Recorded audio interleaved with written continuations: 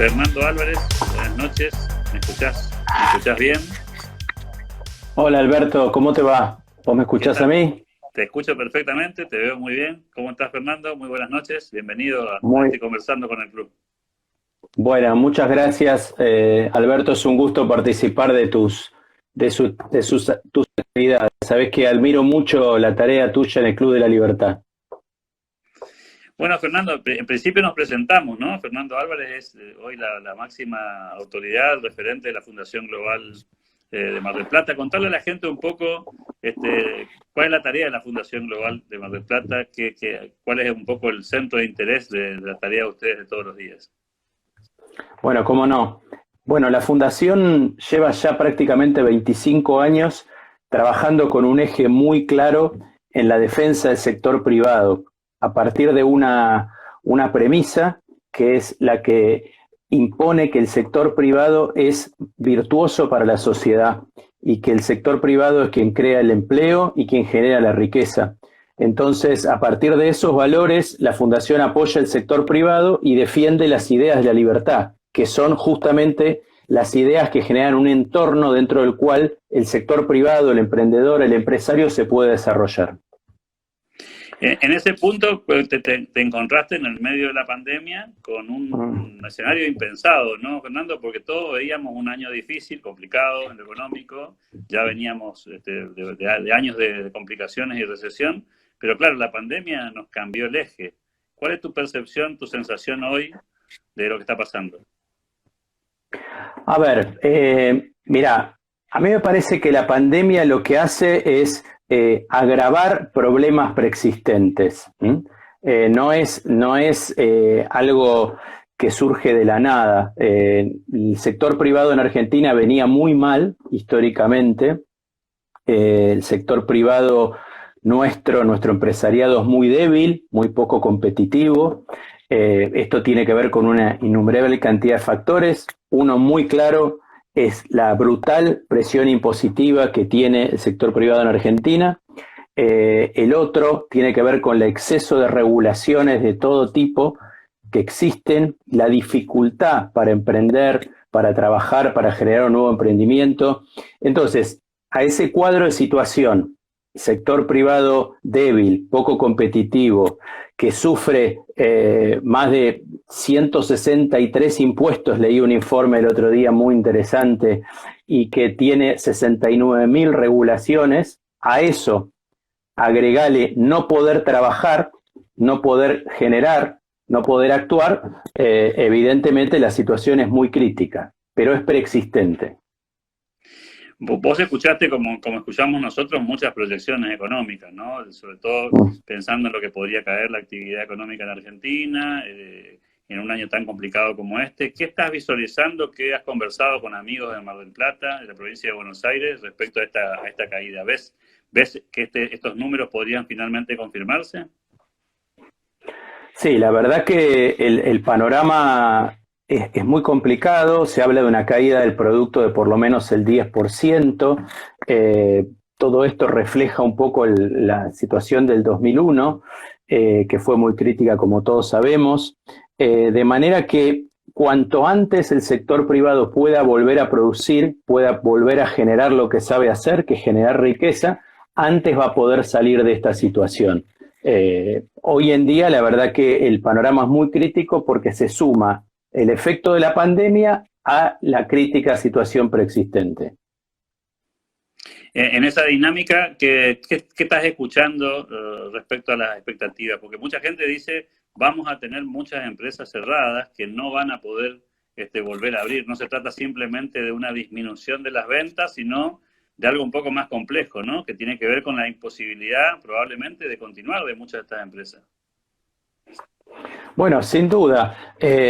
A ver, así como pasa con los países, pasa con las empresas. Aquellas que están con sus cuentas más en orden, más saneadas, pueden resistir más los temporales. Acá los que ya venían mal, realmente la van a pasar mal. Creo que ese es el mejor paralelismo que se puede hacer. De manera que quizás lo que hay que apuntar es a la eliminación de toda esta problemática que hace que tengamos este sector privado tan débil y tan poco competitivo desde hace mucho tiempo. ¿Y qué pensás que va a hacer el gobierno, Fernando? Porque claro, a esto le tenemos que agregar un perfil ideológico, una visión de la economía que claramente está en las antípodas de lo que nosotros planteamos. No estamos viendo ni reducción de regulaciones, ni promesas de disminución de impuestos. Bastante por el contrario, estamos escuchando otras cosas, ¿no? Sí, lamentablemente sí, no puedo más que coincidir. Me parece, Alberto, que la señal que se le dio al mundo empresario y al mundo en términos generales con el anuncio del proceso de expropiación del Grupo Vicentín marca un punto de quiebre. Me parece que antes y después de ese 8 de junio se va a escribir la historia económica de este gobierno. Entonces, todas las señales vienen en otro sentido.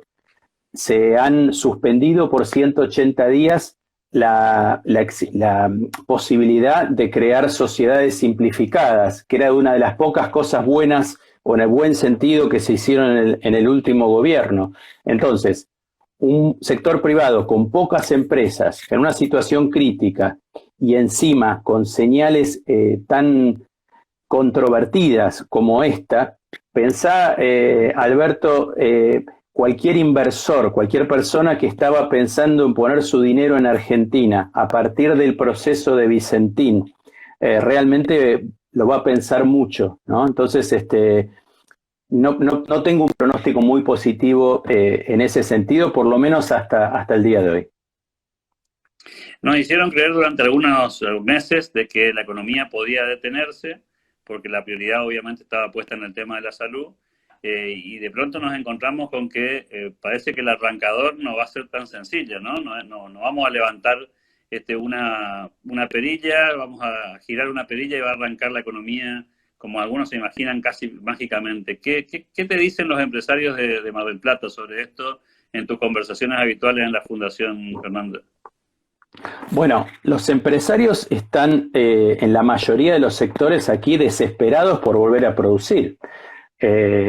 Pensá que, digamos, los impuestos siguen vigentes, no ha habido postergaciones significativas, no ha habido exenciones, las ayudas que se reciben son muy discrecionales y muy limitadas y difíciles de conseguir para muchas empresas porque se piden requisitos muy complejos.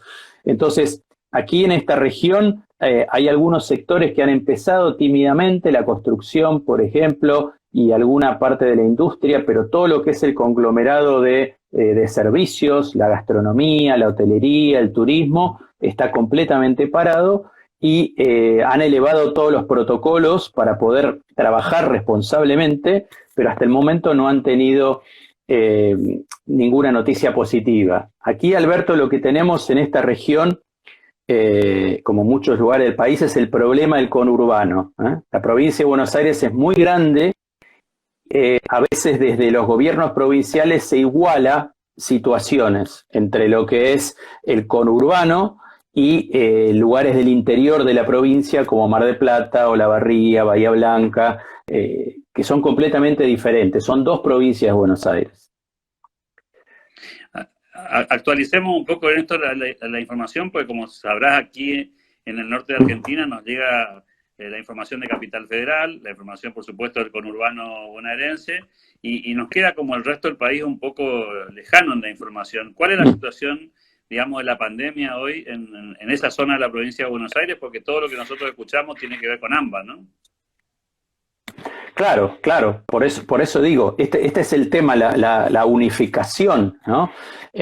Mar del Plata tiene una situación bastante controlada, con una poca cantidad de casos comparado con el conurbano, pero la verdad que todo esto está uniforme en la provincia y eso genera un perjuicio para regiones como esta, ¿no? Yo escuchaba el otro día en una conferencia que compartimos con Johan Norberg de Suecia, que el secreto del éxito alemán en el manejo de la pandemia era el respeto de las autonomías y de darle más lugar al sector privado versus el modelo francés, que fue tener todo regimentado y unificado. Yo temo que en el esquema nacional y sobre todo en provincia de Buenos Aires va más por el lado francés. Acá no se está respetando la autonomía, la diferencia de una situación de una ciudad como Tandil, Mar del Plata, Bahía Blanca, al conurbano donde sí hay muchos problemas. ¿Y hay planteos en esta dirección, Fernando? ¿Hay planteos de la política? ¿Hay planteos de las organizaciones de la sociedad civil? Los Sí, empresarios se están moviendo con esta posibilidad de dividirse de alguna manera la mirada dentro de la provincia de Buenos Aires. sí, sí lo hay. Ahora el martes hay una movilización de todo el sector gastronómico. Nosotros desde la Fundación Global hacemos todo lo que podemos para difundir esta idea de que se puede volver a trabajar con responsabilidad, con protocolos, cuidándose, y tratamos de mostrar, Alberto, el impacto que está teniendo y que va a tener una cuarentena prácticamente eterna, ¿no? Donde hay consecuencias incluso sobre la salud que no se van a ver en lo inmediato, pero que sí se van a ver después. Mostrábamos el otro día alguna parte de un estudio que hizo un académico del ITBA, donde se mostraba claramente el impacto que tuvo sobre la mortalidad infantil y sobre otras enfermedades la crisis del 2001. Entonces, digamos, hay que ver el costado sanitario de la cuarentena, que se va a empezar a ver próximamente, ¿no? Como un argumento más para empezar a volver a producir.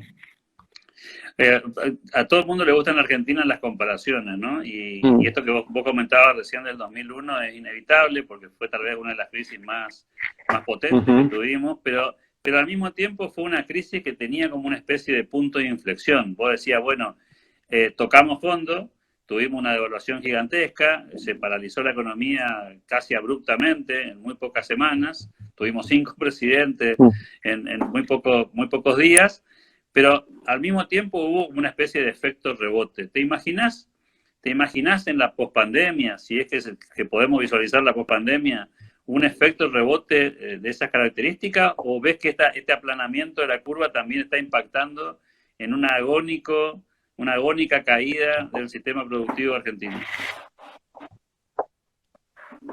Mira, siguiendo lo que dicen la mayoría de los analistas, hemos participado, gracias a Fundación Libertad, con charlas con Miguel Ángel Broda, por ejemplo, que fue muy enfático en este sentido, Luis Seco y otros. Lo que podemos esperar es una recuperación no en V, sino muy lenta, ¿no? Coincidiendo también con esta caída lenta que vos decís, no es una situación aguda, es una agonía en la caída y la recuperación va a ser lenta, pero bueno, lo importante va a ser el momento que se cambie la tendencia.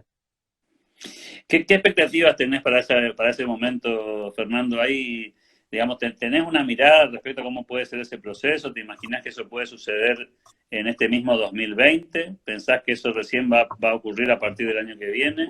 ¿Cuáles son tus percepciones? Porque digo, en el mundo hay mucha discusión sobre cuándo empieza la recuperación y algunos países hasta se están dando el lujo de empezar a recorrer ese camino, ¿no? Claro, hay que mirar mucho lo que está pasando en otras regiones que están en otra fase, ¿no? Mirá, el otro día también escuchaba esta imagen de la fractura con el yeso y la recuperación. No es inmediato, esto es como un yeso que uno tiene durante 2 meses, 3 meses, y no es que te sacás el yeso y empezás a correr. Te sacaste el yeso y empezás de a poco el kinesiólogo, la recuperación, y va a ser lento. Sumale a esto el impacto inflacionario que va a tener el festival de emisión monetaria que se está haciendo en este momento, que parece que no pasa nada, pero se está emitiendo de una manera salvaje, con el argumento de que es la única forma de financiar las ayudas que tiene que dar el Tesoro. Bueno, esto va a tener un impacto, así que lo imagino más para el 2021, y bueno, con estas dificultades que te estoy diciendo, que bueno, ojalá no se den, Alberto, pero uno tiene que ser coherente con su propia mirada, ¿no?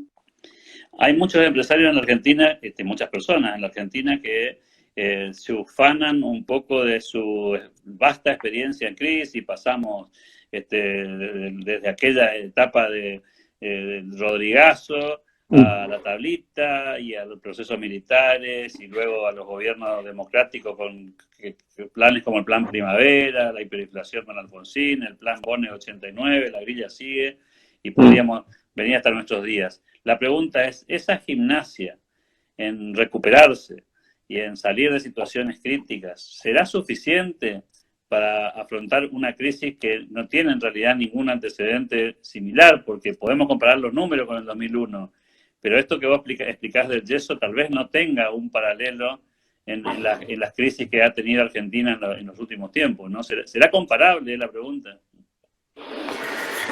Y la verdad que la situación es diferente, porque, a ver, miremos el 2001.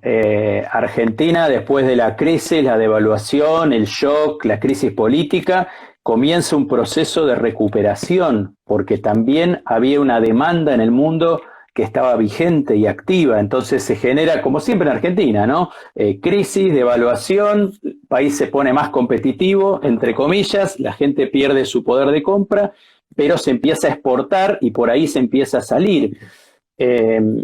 Acá no va a estar tan fácil porque la demanda en el mundo va a estar complicada, ¿no? Entonces, yo diría que la velocidad de la salida también va a tener que ver con qué tanto se recupere el mundo, las principales locomotoras del mundo, que son quienes van a poder comprar nuestros productos, ¿no? Qué tanto Argentina se abra a la posibilidad de comerciar más. Vos sabés igual que yo que Argentina es un país con una economía cerrada, que comercia mucho menos de lo que debería. Entonces, todos esos son los factores que van a condicionar la recuperación, pero no es comparable al 2001 por esto mismo que te digo, ¿no? Acá hay una crisis local muy importante en el medio de una crisis global. Claro, y otra comparación que me parece pertinente también, Fernando, es que en muchas de las crisis económicas que tuvo Argentina, el sector público sufrió, digamos, las consecuencias de la crisis casi al mismo ritmo que el sector privado. Es decir, era una crisis generalizada que tenía un impacto muy potente sobre el sector público, que perdía salario, perdía poder adquisitivo, etcétera, etcétera. Ahora diera la sensación de que aquí la crisis está dividida por partida al medio, ¿no? Porque el sector público no habla de bajar gasto, el sector público emite para cubrir su déficit y emite para, entre comillas, salir a hacer salvatajes heroicos. Y entonces la pregunta sería, esta distorsión, que ya era gigantesca en la prepandemia, ¿la visualizás como una cosa que se va a profundizar en los próximos años? Es decir, un sector público, entre comillas, más sustentable versus a un sector privado que es el que alimenta, que se queda sin combustible para poder hacerlo. Bueno, a ver, hablando de la pandemia, lamentablemente no hay un incentivo en el sector público para terminar la cuarentena, justamente porque, como bien dice nuestro amigo el gran Gustavo Lázari, el día 30 siguen cobrando el 100% de su sueldo. O sea, el sector público en la Argentina no se enteró que en el sector privado a la gente la suspende, le bajan el 25%, que hasta los sindicatos están flexibles en términos de negociación. Entonces acá no tenemos la situación o la política como, por ejemplo, en Uruguay, donde ha habido un 20% de ajuste del salario para acompañar un poco solidariamente el sector público a lo que sufre el sector privado. Así que desde el punto de vista de la pandemia, la verdad que en la coyuntura, creo que recién cuando el sector público empiece a sufrir, si es que lo hace, las consecuencias de la crisis, van a buscar achicar la cuarentena. Mientras tanto, el que sufre es el sector privado, como siempre, ¿no? Ahora, después en términos más de mediano plazo, bueno, confiamos en que sí, porque si no, Argentina no tiene salida, ¿no? Hemos escuchado y visto tantas veces esta big picture que nos plantean muchos economistas de 8 millones de trabajadores del sector privado que son los que sostienen a 20 millones de personas que viven de una u otra manera del Estado, ¿no? Esta es la ecuación de fondo que habrá que cambiar alguna vez para empezar a salir. ¿Pagará algún costo este gobierno en materia económica, digo, por toda esta etapa, digamos, donde pareciera que uno en economía puede hacer absolutamente cualquier cosa? Es decir, puede no recaudar y seguir distribuyendo recursos y solventar casi todo el sistema prácticamente sin que nadie lo perciba. Digo, ¿es posible sostener esta fantasía de que un gobierno sin recursos reparte dinero impreso espuriamente y no tiene consecuencias de corto plazo? ¿Cómo visualizar ese escenario? Porque mucha gente se está preguntando, ¿cómo es posible que con todo este desmadre la cosa no salga de su cauce? Bueno, porque ahí está la excepcionalidad de lo que estamos viviendo, de la pandemia. Es decir, la economía no se está moviendo ese dinero dinero, digamos, papel pintado que se emite salvajemente, todavía no está en movimiento. Además, como vos sabés, el impacto de la emisión sobre los precios, que es la consecuencia de la inflación, tarda aproximadamente 6 meses. Así que, no sé, deberíamos tirar todos los libros de economía si esto no fuera a tener un impacto. Yo creo que lo va a tener. Lo va a tener en el mediano plazo y lo va a tener también sobre la imagen del gobierno. De hecho, fíjate, Alberto, que si vas siguiendo las encuestas que hace Poliarquía, vas a ver que, digamos, lentamente el presidente va perdiendo esa popularidad tan alta que tenía por la política sanitaria, ¿no? En tanto cambie ese trade-off entre política sanitaria y política económica, habrá costo político y bueno, y ahí podremos empezar a ver los cambios. Estamos todos mirando el corto plazo y en ese sentido, Fernando, tal vez la gente no visualiza una crisis política en el corto plazo, pero la pregunta sería, si Alberto Fernández y su equipo no encuentran una salida razonable a este proceso, mirando el año que viene, que es un año electoral, por cierto, la primera elección que Alberto Fernández tendrá que enfrentar siendo presidente y por lo tanto buscando seguramente apoyos en la sociedad. ¿No visualizaste, además de la crisis económica, una posible crisis política durante los próximos meses? Bueno, a ver, yo lo pongo de esta manera. Aun cuando el éxito de la política sanitaria determine que a fines de este año el gobierno argentino pueda decir, miren, en Argentina fallecieron nada más que X personas comparado con países vecinos, etcétera. Si eso solo no va a alcanzar. Me parece que si eso va acompañado de un aumento brutal de la pobreza, de una recesión monumental, de pérdida de fuente de trabajo, la economía al final pasa la cuenta, ¿no? Y todos sabemos que los procesos políticos terminan condicionados muy fuerte a favor o en contra por la situación económica. Así que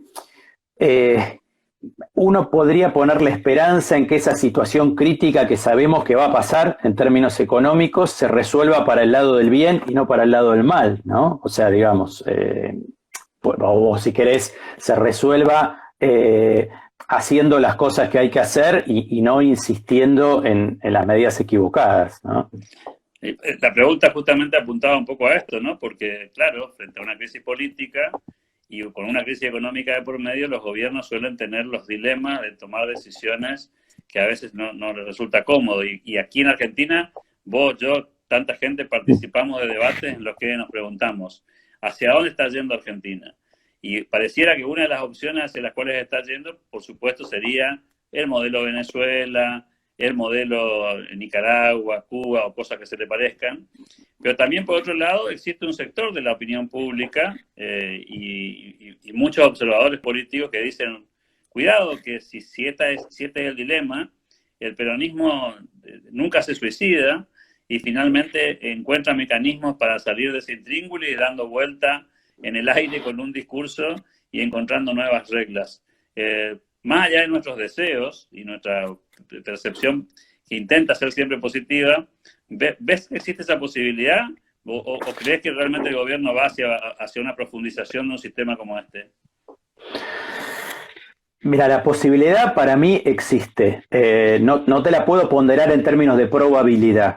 sí existe la posibilidad, porque la verdad que si vos repasás la historia argentina, que la conocés muy bien, vas a ver que los cambios en Argentina, aún los cambios positivos, siempre vinieron después de crisis muy fuertes. La convertibilidad, que fue, por lo menos durante muchos años, la posibilidad de erradicar la inflación, surgió a partir de la hiperinflación. Es como que a veces el país necesita llegar a un punto límite crítico para rebotar bien. Yo confío que cuando llegue ese momento de la situación económica, como vos bien decís, el peronismo, por las razones que sea, autopreservación, lo que fuere, reaccione abriéndose a ideas distintas y a tomar las buenas ideas, que no reaccione radicalizándose, pues las reacciones pueden ser dos cuando uno se enfrenta con la crisis: o me abro y trato de hacer algo distinto y escucho otras ideas, o me cierro y me radicalizo y me junto solamente con los míos y, bueno, que camino Venezuela, que esperemos que no lo sea. En este sentido, la pregunta sería, Fernando, ¿cuál te parece que debería ser el rol de organizaciones como Fundación Global, los think tanks en general, el mundo intelectual, que en general siempre es muy subestimado en la Argentina, pero que en distintos momentos de la historia ha tenido una participación directa o indirecta, a veces con aciertos, otras con desaciertos? ¿Cuál te parece que es un poco el foco de atención hoy? ¿Dónde están concentrados ustedes en la construcción de esa agenda? Con esto que ya planteaste, ¿no? Con visualizando un sistema o un esquema, digamos, un poco devastador y al mismo tiempo desalentador para la actividad privada. Bueno, a mí me parece que nuestro rol es tratar de poner la mirada un poco más allá, salir del corto plazo y empezar a tratar de darle visibilidad al día después, a lo que viene después, anticipar las cosas, porque es la única manera de prevenirlas, ¿no? Me parece que ese es el rol central de instituciones como la nuestra. En lo que tiene que ver con el sector empresario propiamente dicho, también algo que estamos haciendo nosotros y que creo que es bueno hacer, es que el propio empresario también mire el largo plazo, ¿no? Porque a veces Argentina también, no solo los políticos, sino los empresarios miraron el corto plazo y después sos Vicentín. Entonces, digamos, lo que le pasa a uno, mañana te puede pasar a vos por distintas excusas o razones. Entonces,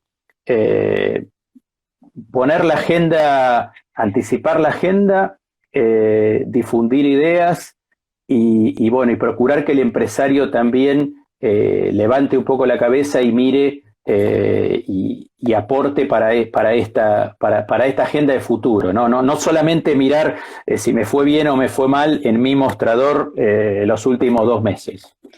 En ese sentido, Fernando, ¿qué te dicen los empresarios de esta ayuda que han recibido, algunos en forma directa, otros indirecta, pero particularmente esta que tiene que ver con esta especie de subsidio a los sueldos o a una parte de los sueldos de los empleados en relación de dependencia de las empresas? ¿Lo ven como una colaboración, una ayuda, o lo ven como una amenaza en el mediano plazo de participación, intervención, por qué no, condicionamiento al funcionamiento de las empresas en el futuro? ¿Cuál es la conversación en este tema entre los empresarios? Bueno, a ver, la verdad es que frente a la situación tan crítica, el empresario pragmático como es, trata de buscar la forma de obtener esa ayuda, pero que como vos sabés, tiene muchas dificultades, ¿no?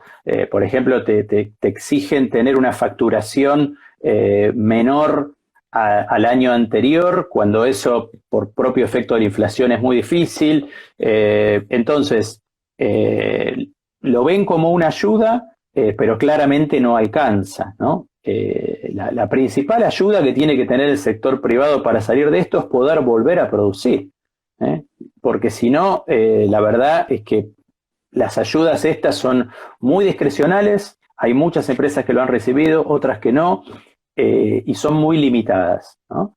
Y debieran estar acompañadas, como hablábamos recién, con un esfuerzo del sector público que acompañe, con exhibiciones de impuestos muy concretas y además podrían ser más ambiciosas si el sector privado, perdón, si el sector público se ajustara. El otro día leí, Alberto, que todo este paquete de ayuda en términos de Producto Bruto en Argentina es más o menos el 2,5%, 2,4%.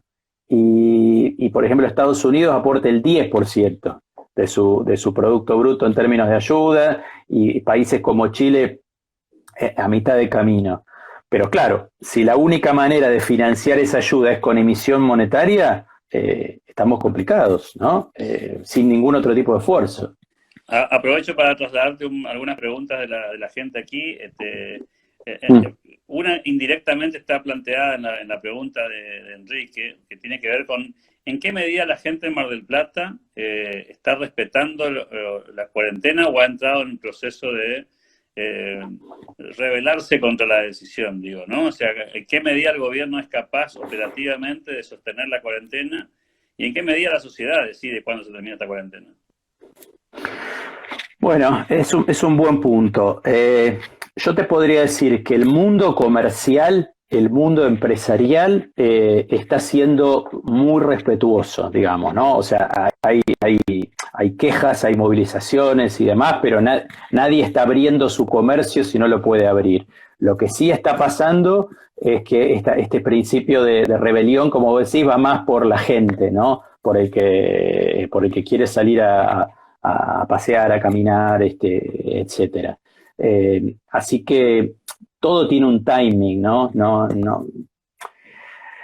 Ojalá esto no sea como tantas veces en Argentina, ¿no? Que las cosas son, digamos, que siguen en la realidad, teóricamente, en el título, pero que después no se reflejan. Está muy claro que en la calle hoy hay un movimiento infinitamente mayor que el que había hace tiempo, pero todo es ordenado.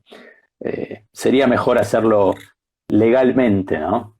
Y la pregunta en esa dirección, y apelando a un ejemplo que diste recién y que Enrique también plantea en el intercambio aquí, es ese balance de poder entre Alberto y Cristina, que en el caso de Vicentín particularmente, al menos diera la sensación de que hubo un intento de marcha atrás y, digamos, un retroceso sobre ese intento de marcha atrás, producto de la presión de los sectores más duros del gobierno, vinculado particularmente a la expresidenta de la Nación, al actual vicepresidente.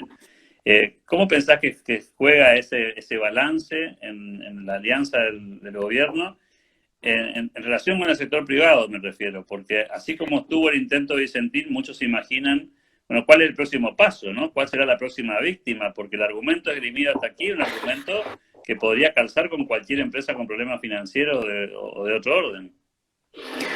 Bueno, la verdad es que lo más saludable sería que el presidente recupere su poder, o sea, que coincida el poder formal con el poder real, ¿no? Que no se devalúe su palabra, y lo digo sinceramente como deseo, porque me acuerdo, Alberto, que 5 o 6 días antes de que se produzca esta conferencia de prensa anunciando la expropiación de Vicentín, el presidente se reunió con los empresarios de AEA, la Asociación Empresaria Argentina, donde están las empresas más importantes del país, y me acuerdo que de esa reunión salió una frase de nosotros no estamos para estas ideas locas, ¿no? No queremos traer ideas locas, como tratando de dar un poco de tranquilidad, como diciendo nosotros no vamos a hacer ninguna locura, y 5 días después aparece una locura como esta. Entonces, el presidente debiera recuperar su poder y el valor de su palabra, ¿no? Porque eso es lo que le daría un mínimo de confianza al sector privado.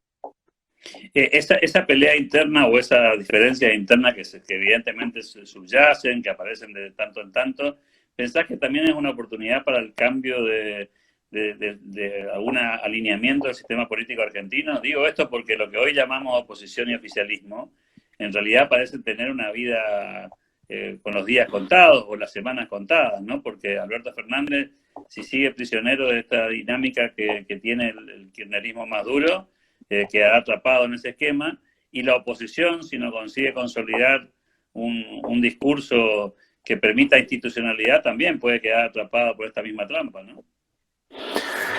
Sí, a ver, cuando hay un exceso de poder, lo que corresponde gestar del otro lado es un contrapeso a ese poder. Y me parece que todos nuestros referentes, economistas, dirigentes políticos, gente que coincide en determinados puntos básicos como son el respeto al sistema democrático, al Estado de Derecho, a la propiedad privada, insólitamente puesta en juego ahora, debiéramos coincidir mínimamente en hacer respetar esto, porque la verdad que la situación es suficientemente crítica, creo, Alberto, para que dejemos de lado las diferencias de matiz y procuremos ayudar a constituir un contrapeso a este poder que se está tornando absoluto. Esa por lo menos es mi mirada.